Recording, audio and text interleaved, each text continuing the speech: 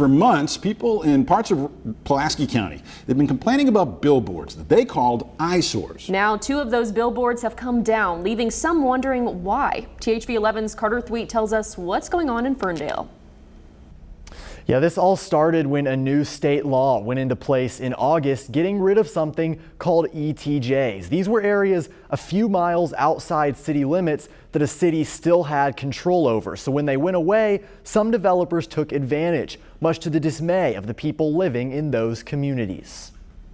Legislature in the most recent session decided that that was no longer good policy and passed a law to dissolve that ETJ provision effective in August. With ETJs gone, areas 1 to 3 miles outside Little Rock city limits that used to be under city control were now up for the taking. One West Little Rock developer took advantage, placing billboards on property he owned in Ferndale, a rural community about 30 minutes west of downtown Little Rock. It hit hard that now the city's kind of coming out here and they're putting up these, billboards that are going to be bright and huge and just take away from the value of this place that we consider to be very beautiful. Philip Prater is one Ferndale resident who spent months pushing against the billboards. Terry Drennan is another. This is the country.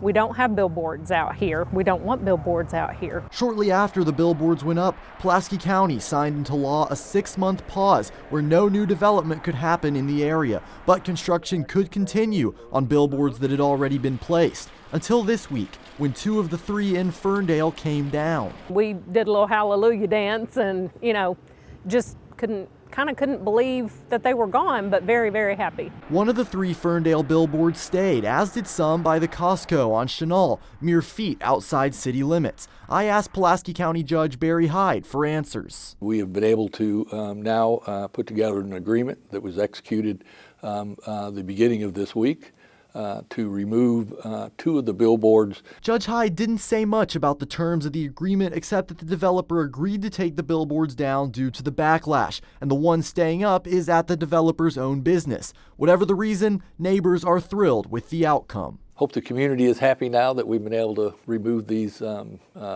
distractions. The fact is they're gone now and we're happy. Pulaski County did hold a public meeting about rural zoning on Tuesday, but when I asked Judge Hyde, he said that meeting had nothing to do with this final outcome of those 2 billboards coming down.